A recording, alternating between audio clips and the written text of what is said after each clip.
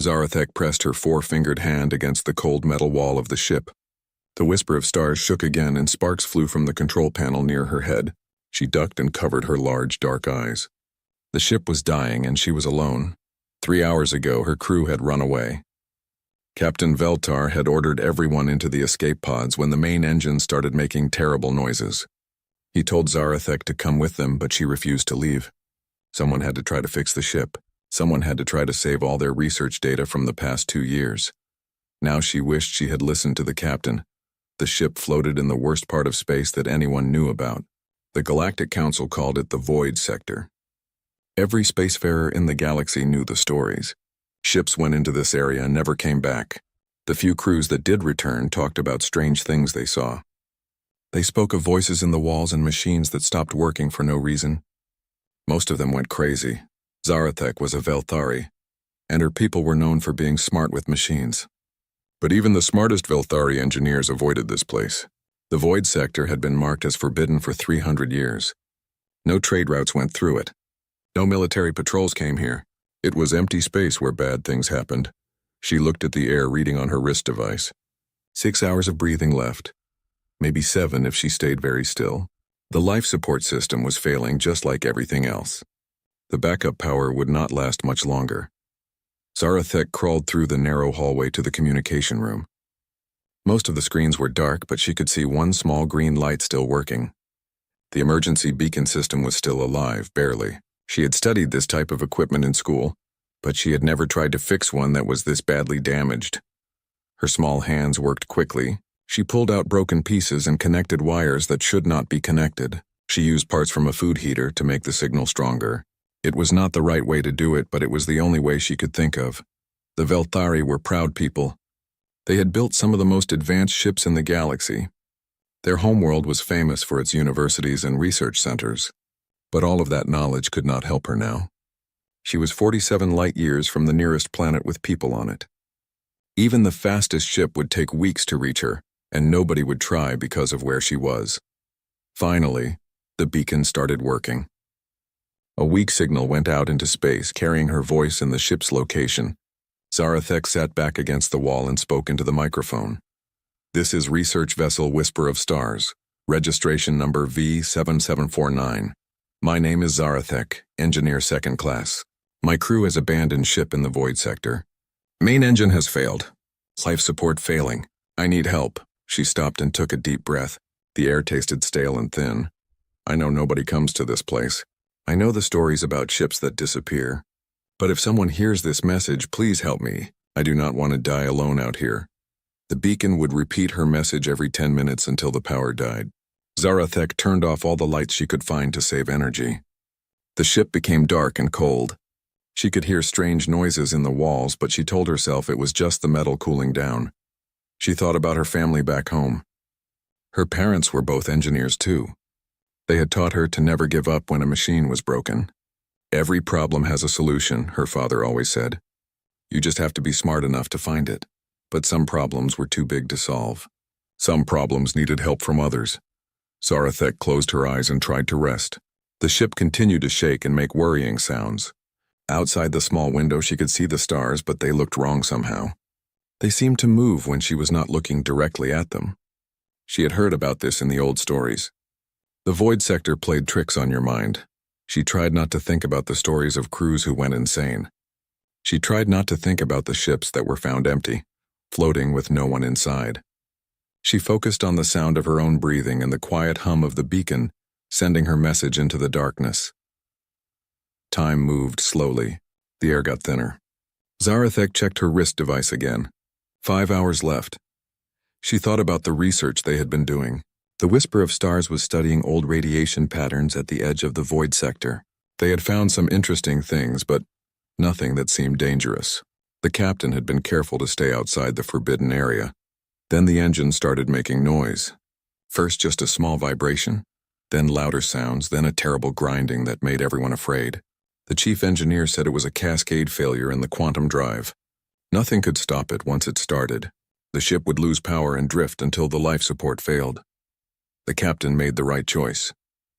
He saved his crew, but Zarathek could not leave all their work behind. 2 years of careful measurements and discoveries. All of it would be lost if the ship was abandoned. Now it looked like the research would be lost anyway, and she would die too. The beacon kept sending its message. Every 10 minutes her voice went out into space asking for help that would never come. The void sector was too dangerous. No captain would risk his ship and crew to save one foolish engineer who should have left when she had the chance. Zarathek got up and walked to the main control room. Most of the displays were dead, but she could still see the sensor readings. Empty space in all directions. No ships, no planets, nothing but radiation and dust. She sat in the captain's chair and looked out at the strange stars. Her people believed that when someone died far from home, their spirit had to find its own way back. She hoped that was not true. She hoped death would just be like going to sleep. The ship shook again, harder this time. A pipe burst somewhere and she could hear air hissing out. She found the leak and managed to stop it, but it used up precious time and energy. 4 hours of air left. Zarathek returned to the communication room and checked the beacon. Still working, still sending her message into the void. She added one more transmission, speaking slowly and clearly. If anyone finds this ship after I am gone, please tell my family that I tried to save our research. Tell them I was not afraid. And tell them I am sorry I did not come home. She turned off the beacon to save power. There was no point in calling for help anymore. No one was coming. She was alone in the most dangerous part of space, and she was going to die. But at least she had tried. At least she had not given up without fighting. Zarathek curled up in the captain's chair and closed her eyes. Around her, the whisper of stars continued its slow dance with death in the cold emptiness of the void sector. Zarathek woke up when the communication panel started making noise. At first, she thought she was dreaming. The sound was coming from the main radio, not the emergency beacon. Someone was trying to talk to her. She crawled over to the panel and turned up the volume. Static filled the air, then a voice came through clearly. Unknown vessel, this is Captain Sarah Chen of the UES Tenacious. We have received your distress call and are changing course to your position. Please respond if you can hear this message. Zarathek stared at the radio. This had to be a dream, or maybe her mind was playing tricks because of the bad air. Nobody came to the void sector. And she had never heard of any species called human before. She pressed the talk button with a shaking hand. This is Zarathek on the Whisper of Stars. Are you real? Is someone really out there? The response came back quickly. We are very real, Zarathek. My name is Sarah Chen. We are human.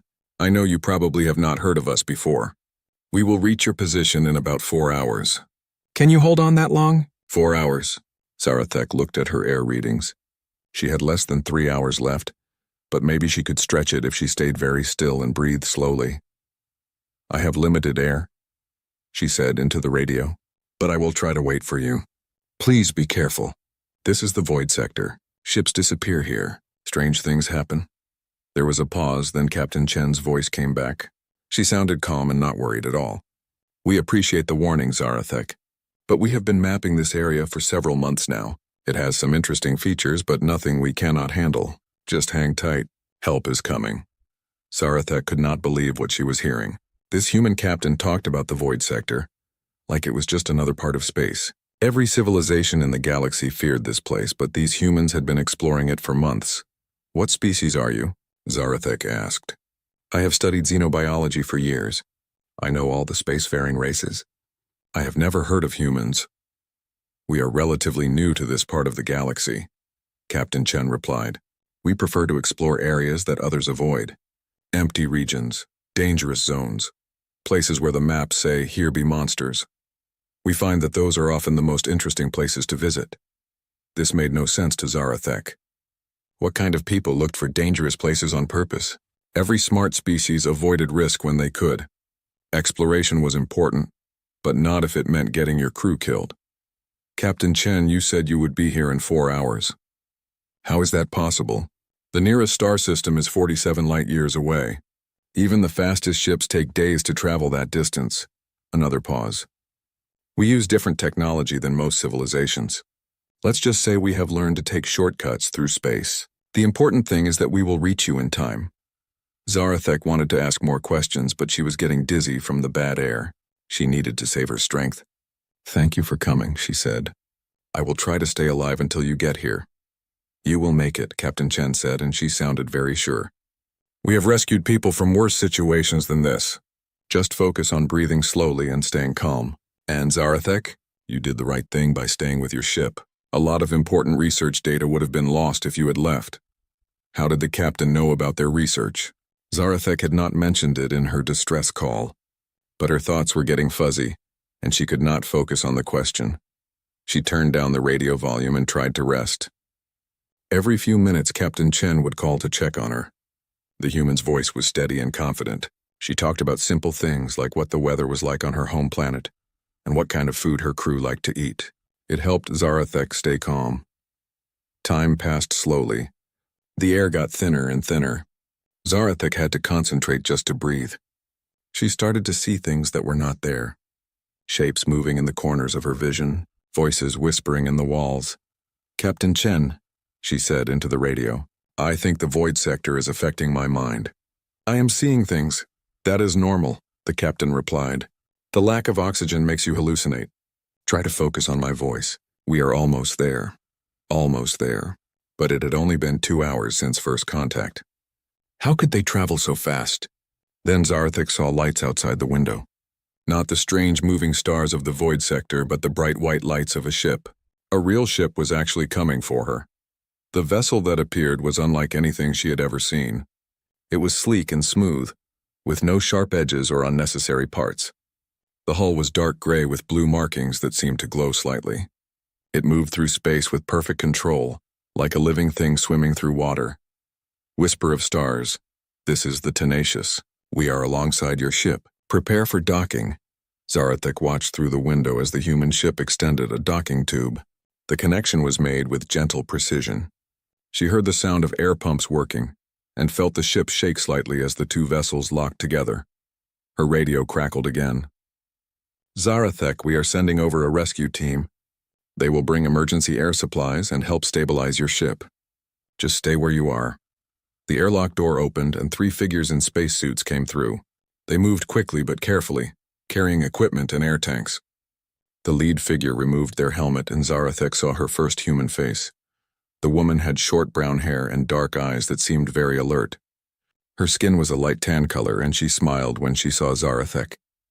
She looked friendly but also very competent. "Hello, Zarathek. I'm Commander Rodriguez, Chief Engineer of the Tenacious. Let's get some fresh air in here first, then we'll work on your ship." The humans worked with incredible speed and skill. They connected portable air systems and immediately the ship's atmosphere began to improve. Zarathek took deep breaths of clean, rich air and felt her head clear. While Commander Rodriguez worked on the life support, the other 2 humans examined the broken engine. They spoke to each other in quick technical terms, but they also used hand signals and seemed to understand each other perfectly. "This is interesting technology," one of them said to Zarathek. "Velthari engineering is very advanced. We can fix this, but it will take some time. Would you like to come aboard our ship while we work?" Zarathek nodded. She was curious to see what human technology looked like, and she was still weak from breathing bad air for so long. Commander Rodriguez helped her through the docking tube and into the Tenacious. The human ship felt warm and comfortable. The hallways were wider than on Velthari ships, and everything was designed to be easy to use. "Welcome aboard," Commander Rodriguez said. "Captain Chen is waiting to meet you properly. She's very interested in hearing about your research." As they walked through the ship, Zarathek saw other humans working at various tasks. They all looked different from each other. Different skin colors, different sizes, different facial features. But they all had the same alert, confident look that she had seen in Commander Rodriguez. These humans had saved her life by coming to the most dangerous part of space. They spoke about it like it was no big deal. And now they were fixing her ship with skills that seemed almost impossible. Who were these people? And how had they learned to do things that no other species could do? Captain Sarah Chen was waiting in the main meeting room of the Tenacious.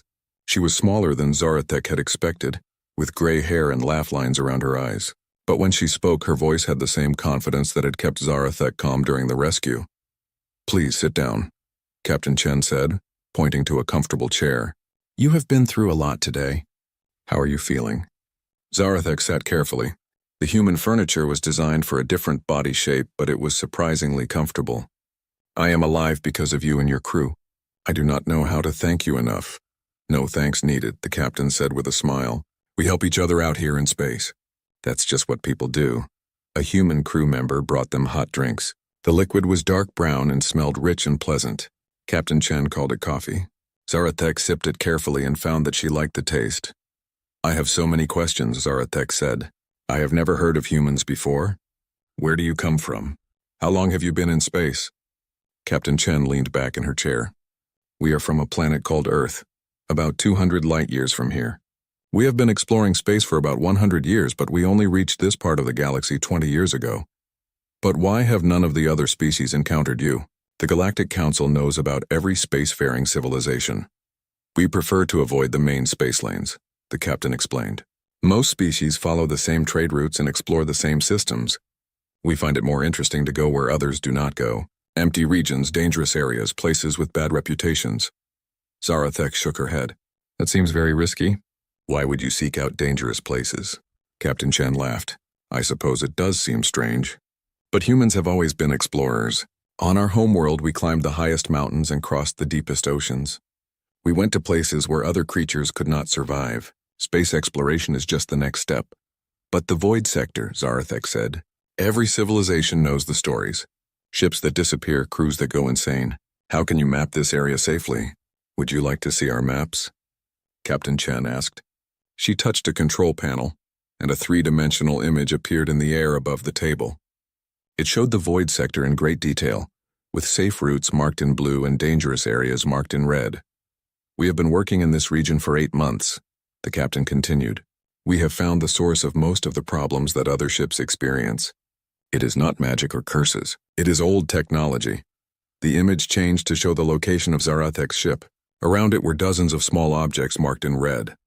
Automated defense systems, Captain Chen explained. Very old. Probably built by a civilization that died out thousands of years ago. They were designed to keep other species away from something important. Zarathek studied the display. Defense systems. But they do not attack ships directly. No, they use psychological warfare. They send signals that cause fear and paranoia. They also interfere with navigation systems and cause equipment failures. Most species panic and flee, or they go crazy from the stress. How do you resist these effects? Captain Chen smiled again. Humans seem to be naturally resistant to this kind of mental attack. We get nervous, but we do not panic easily, and our technology works on different principles than most civilizations, so the interference does not affect us as much. The door opened, and Commander Rodriguez entered the room. Captain, we have finished the emergency repairs on the Whisper of Stars.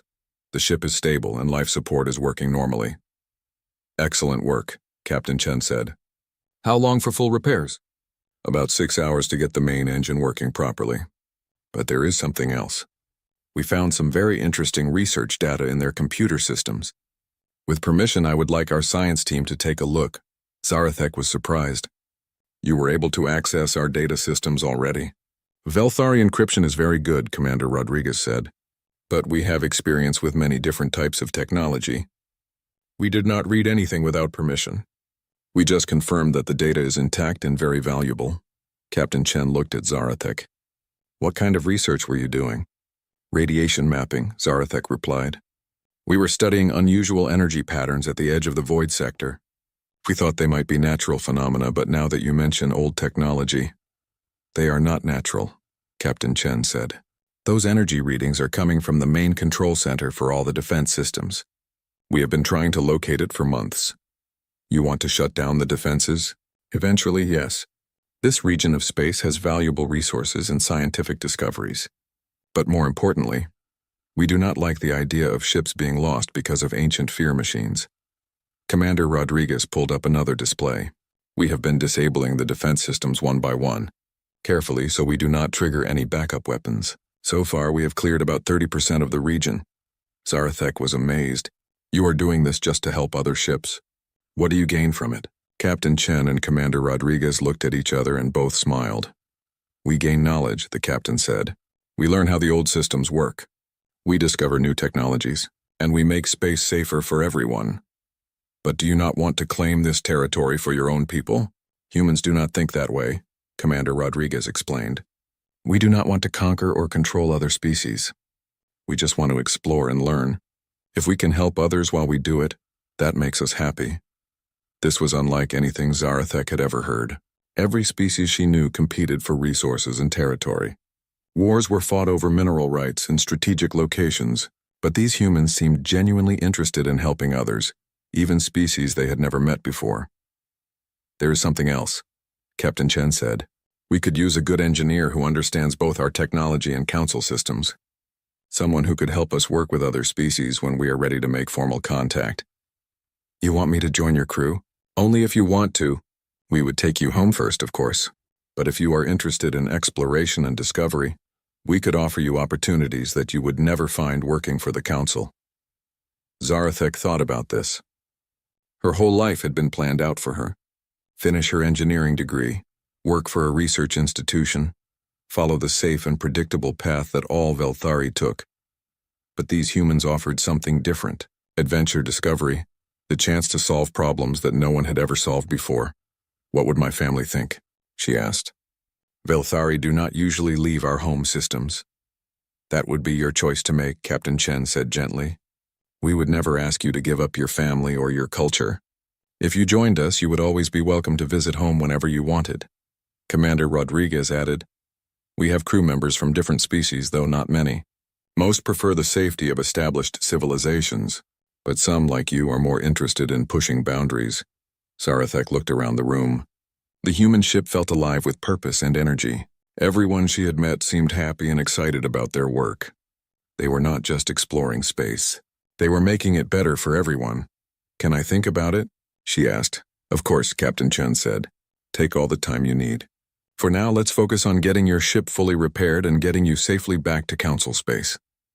As they talked, Zarathek realized that her life had changed completely in just a few hours. She had gone from dying alone in the most dangerous part of space to sitting safely aboard an advanced ship, talking with people who seemed to do impossible things every day. These humans were unlike any species she had ever encountered. They were brave without being reckless, confident without being arrogant, and generous without expecting anything in return. Maybe her father was right. Every problem did have a solution. You just had to be smart enough to find it, or brave enough to look for help in the places where no one else would go. Over the next few hours, Zarathek learned more about the humans and their amazing ship. Chief Science Officer Dr. Maria Santos showed her the laboratory where they studied the ancient technology they found in the void sector. "Look at this," Dr. Santos said, pointing to a strange metal device on the examination table. "We found this in a derelict station about 50 light-years from here. It is part of the network that controls all the defense systems." The device was beautiful in a strange way. It was made of metal that seemed to change color when Zarathek looked at it from different angles. Symbols were carved into its surface, but they were unlike any writing she had seen before. "We call them the Builders," Dr. Santos explained. "We do not know their real name because we have not found any of their language yet. But they were incredibly advanced. They built all of this probably 10,000 years ago." "What happened to them?" Zarathek asked. "We think they left this galaxy. Maybe they evolved beyond the need for physical bodies. Or maybe they just moved on to explore other places. But they left these defense systems running to protect something important." Dr. Santos led Zarathek to another room where a large display showed the entire void sector. Red dots marked active defense systems, blue dots showed the ones that humans had safely disabled, and yellow dots indicated areas where they had found builder technology. "The pattern suggests they were protecting a central location," Dr. Santos said. "Probably their main research facility or perhaps a city. We think it is located here." She pointed to an area deep inside the void sector where many red lines converged. "Have you tried to reach it?" "Not yet. The defenses get stronger the closer you go to the center. We need to disable more of the outer systems first, or find a way to communicate with the central computer." Zarathek studied the display. "My research data might help. We were mapping energy patterns that could be communication signals." "That is exactly what we hoped," Dr. Santos said with excitement. "Captain Chen thought your data might be the missing piece we need." They spent the next 2 hours going through Zarathek's research. The energy readings that her team had thought were natural phenomena were actually data transmissions between the defense systems. With this information, the humans could predict where the systems would be and possibly find a way to safely approach the central facility. "This is incredible work," Dr. Santos said. "Your team discovered something that we have been looking for months to find." Zarathek felt proud but also sad. My crewmates will never know how important this data is. They think it was all lost when they abandoned ship. You could tell them, Dr. Santos suggested. When we take you home, you could explain what you found. But Zarathek was not sure she wanted to go home yet.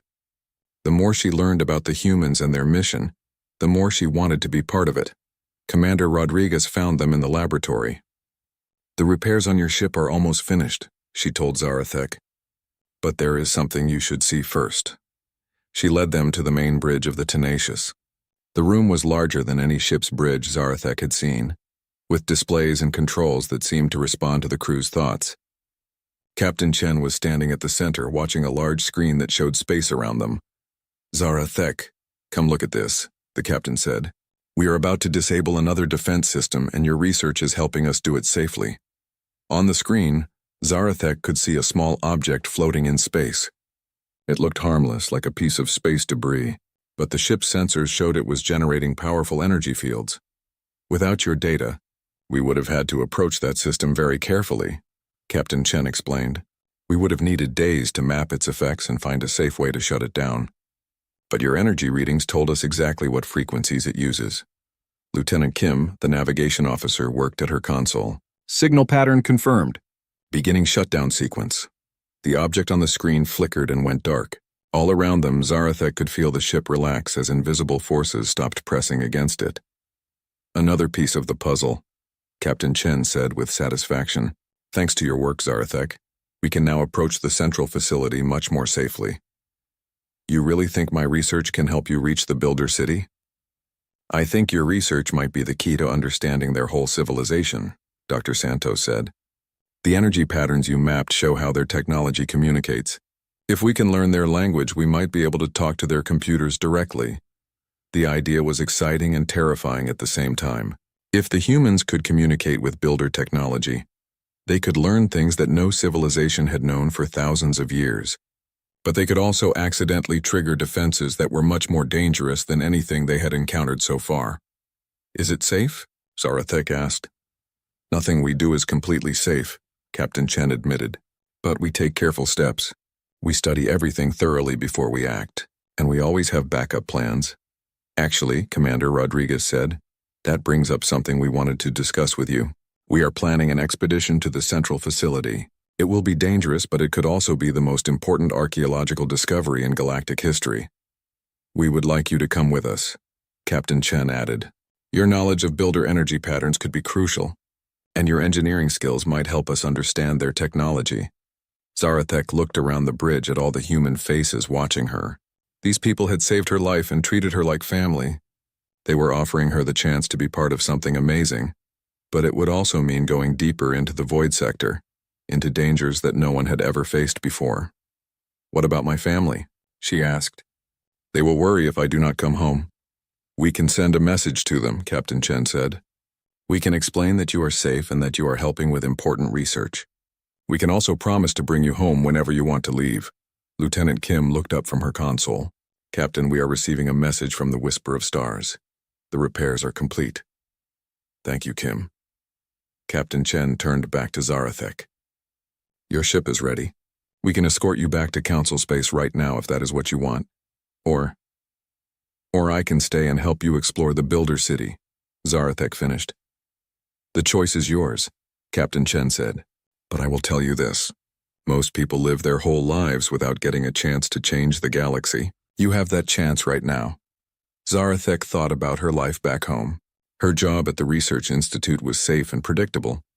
She would do good work and live a comfortable life. But she would always wonder what might have been if she had stayed with the humans. She thought about the builders and their ancient city waiting in the depths of the void sector. No Velthari had ever seen anything like it. The knowledge they might find could advance her people's science by centuries, and she thought about the humans themselves. Their courage, their curiosity, their determination to help others even when it put them at risk. She had never met people like them, and she might never meet people like them again. I want to send a message to my family first, she said finally. I want to tell them I am safe and explain what I am doing. Then I want to help you find the Builder City. Captain Chen smiled. Welcome to the crew of the tenacious engineer Zarathek. The other humans on the bridge clapped their hands together, which Zarathek learned was how they showed approval and happiness. She felt nervous and excited at the same time. She was about to become the first Velthari to work alongside humans. She was going to explore places that no one had seen for thousands of years, and she was going to help make the galaxy a safer place for everyone. It was not the life she had planned, but it was the life she wanted. 3 weeks later, Zarathek stood on the bridge of the Tenacious as they approached the heart of the Void sector. The journey had been unlike anything she could have imagined. Every day brought new discoveries about builder technology and new understanding of how the ancient civilization had lived. The humans had taught her things that no Velthari university had ever considered. They showed her how to think about problems from completely different angles. Where her people looked for elegant, complex solutions, humans found simple, direct answers that somehow worked better.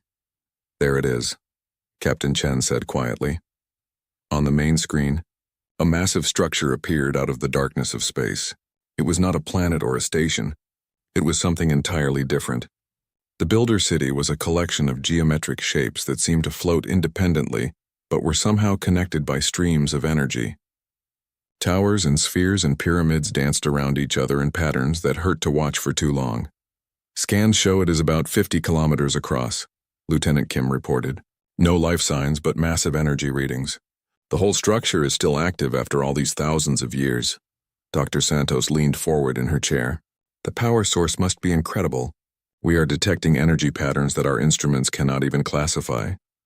Zarathek watched the city with amazement and fear. Her research had helped them reach this place, but now that they were here, she wondered if they were making a terrible mistake. What if the builders had left their defenses running for a good reason? What if there were things in that city that were too dangerous for anyone to find? "Are you having second thoughts?" Captain Chen asked her quietly. "Yes," Zarathek admitted, "but I think that is normal. This is probably the most dangerous thing anyone has ever tried to do." "Probably," the captain agreed with a smile, "but it is also the most important. If we can learn from the builders, we might solve problems that have troubled the galaxy for centuries." Commander Rodriguez called out from her station. "Captain, we are receiving a signal from the city. It is using the same energy patterns that Zarathek mapped. Can we understand it?" "Working on it now. The computer is trying to match the patterns with known languages." A few moments passed. "I think it is a greeting protocol. The city is asking us to identify ourselves." Dr. Santos had been working on builder language for weeks, using Zarathek's research as a starting point. "Let me try to respond," she said. Her fingers moved quickly over her controls and a complex energy signal went out toward the city. The response was immediate. The city's lights grew brighter, and the dancing movements of its structures became more organized. New energy patterns flowed between the different sections. "It is welcoming us," Dr. Santos said with excitement. "The message says something like, 'Greetings, young travelers. Enter and learn.'" "Young travelers," Captain Chen repeated. "I wonder how it knows we are not builders." "Maybe it can scan our technology," Commander Rodriguez suggested. "Or maybe it has been waiting so long that everyone seems young to it." Lieutenant Kim looked up from her console. "Captain, the city is projecting a docking beacon. It wants us to approach one of the smaller structures." Captain Chen made her decision quickly, the way she always did. "Take us in, Kim, but keep all defensive systems ready." The Tenacious moved slowly toward the builder city. As they got closer, Zarathek could see that the structures were even more amazing than they had appeared from a distance. The surfaces seemed to be made of crystal and metal that flowed like liquid. Patterns of light moved through the walls like rivers of information.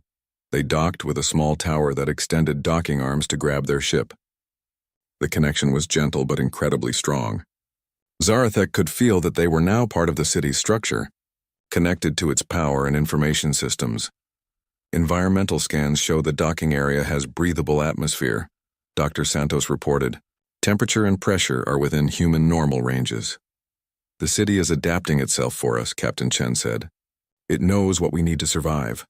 A team of 6 humans prepared to enter the city. Captain Chen, Dr. Santos, Commander Rodriguez, Lieutenant Kim, Security Chief Thompson, and Zarathek.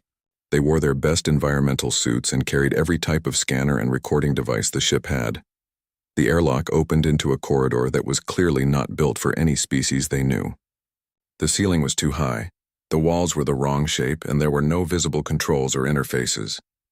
But as they walked forward, the corridor changed around them.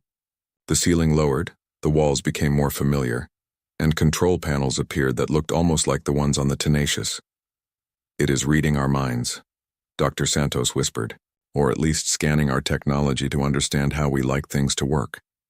They walked deeper into the city, following lights that appeared in the floor to guide them. Every room they entered was different, showing new wonders of builder technology. Zarathek saw energy systems that should have been impossible, materials that seemed to exist in more than 3 dimensions, and information displays that put images directly into her mind. Finally, they reached a large central chamber. In the middle of the room was something that looked like a tree made of light, with branches that reached up into darkness, and roots that went down through the floor. The tree pulsed gently, and Zarathek could feel it was alive in some way. "Welcome," a voice said in their minds. It did not use words, but somehow they all understood perfectly. "I am the Keeper of Knowledge. I have been waiting for someone to come who could understand what we have learned." Captain Chen stepped forward. "We are explorers from young civilizations. We want to learn, but we do not want to take anything that does not belong to us. All knowledge belongs to those who can use it wisely," the Keeper replied. The builders understood this. "We left this city as a gift for those who would come after us." "Where did the builders go?" Dr. Santos asked. "They evolved beyond the need for physical existence. But before they left, they gathered all their knowledge and discoveries here. Sciences, technologies, philosophies, arts, everything they learned in millions of years of existence." Zarathek found her voice. "Why did you create the defense systems? Why make this place so hard to reach?" "Because knowledge without wisdom is dangerous," the Keeper explained.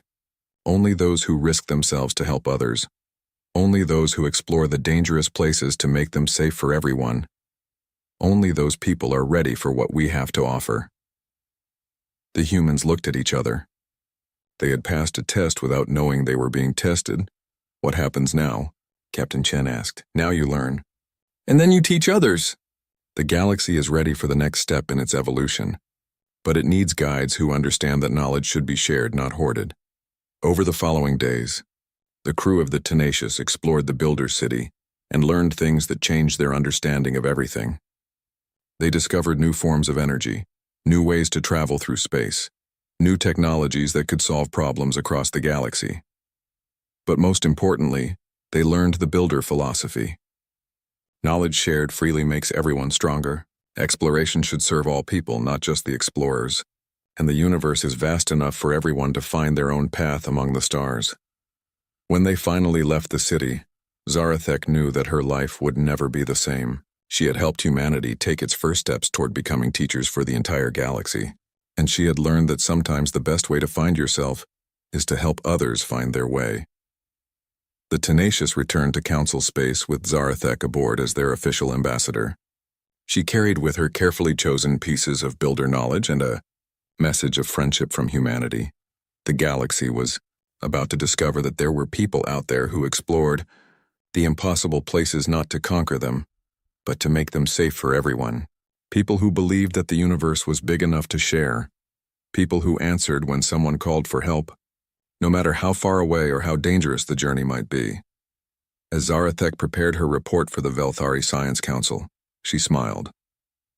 Her father had been right. Every problem did have a solution. Sometimes you just had to be brave enough to look for help in the places where no one else dared to go.